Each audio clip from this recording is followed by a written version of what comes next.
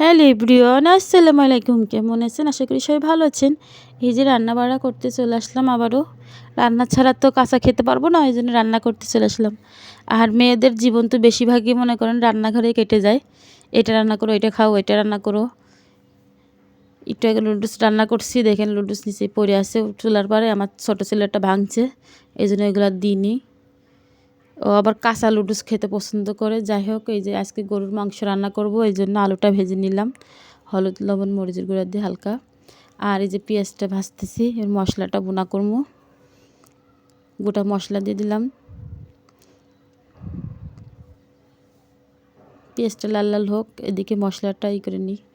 এই যে সব কিছু মশলা নিয়ে নিয়েছি, পেঁয়াজ বাটা, রসুন বাটা, আদা বাটা, গুঁড়ো মরিচ সব কিছু নিয়ে নিয়েছি। এখন লবণ দিয়ে পানি দিয়ে একটু মশলাটা গুলিয়ে নিব। এভাবে মশলাটা গুলিয়ে রান্না করলে, মানে দিলে তেলের ভিতরে, তরকারি কালারটা অনেক সুন্দর আসে। আর মশলাটা পুড়ে যায় না, অনেক সময় একটা দিতে দিতে সময় চলে যায়, এই জন্য মশলাটা অনেকটা পুড়ে যায়, কালার নষ্ট হয়ে যায়। এভাবে দিলে কালারটা ঠিক থাকে। আর আমি সবসময় এভাবেই মাংস রান্না করি, মশলাটা দিয়ে, এভাবে মশলাটা দিই। এই যে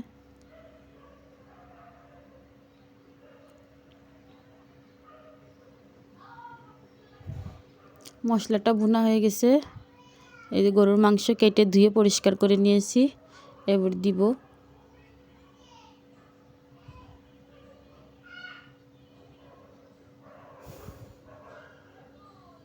আজকে কড়াইতে রান্না করছি, এই জন্য ভাবলাম আজকে কড়াইতে কখনো রান্না করি না। আজকে ভাবলাম যে গ্যাস আছে অনেক, কড়াইতে রান্না করি, তাই গ্যাসে দিয়ে দিলাম। আজকে লাইনের গ্যাস অনেক আছে, ভালো। মশলাটা কষিয়ে পানি দিয়ে দিব। এই যে দেখেন ভালোই গ্যাস আছে, এই জন্য কড়াইতে দিয়ে দিলাম। গ্রামে আমার শাশুড়ি দেখি কড়াইতে রান্না করে সবসময় মাংস, অনেক মজা হয়। ভাবলাম আজকে একটু রান্না করি, সবসময় তো প্রেশার কুকারে রান্না করি। আর গোটা রসুন দিয়ে দিলাম কয়টা।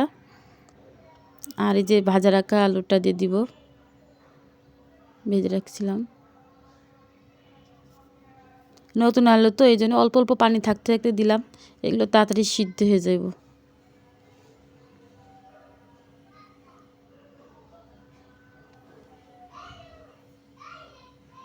অল্প একটু পানি আছে, এই পানিতেই হয়ে যাবে। এবার ঢাকনা দিয়ে ঢেকে রাখলি 10-15 মিনিট পরে পানি দিয়ে দেবো, ঝোলের পানি। যে ঢাকনা দিয়ে ঢেকে দিলাম।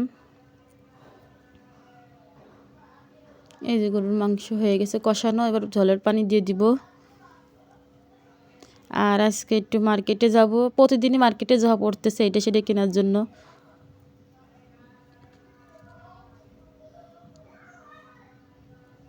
ঝোলের পানি দিয়ে দিলাম। আর এর সাথে পাতাকপি ভাজি করছি, ওইটা দেখালাম না, ওইটা টেবিল পারে রেখে আসছি রান্না করে। এটা হয়ে গেলে ইফতারেরটা ভেজে নেব, খাওয়া দাওয়া করে ইফতারের পরেই যাব বাইরে।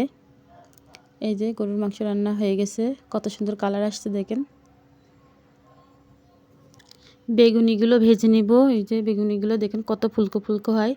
আর যাই হোক, আমাদের ভিডিওটি যদি ভালো লাগে অবশ্যই একটা লাইক, একটা সাবস্ক্রাইব করে দেবেন। সবাই ভালো থাকবেন, আল্লাহ হাফেজ।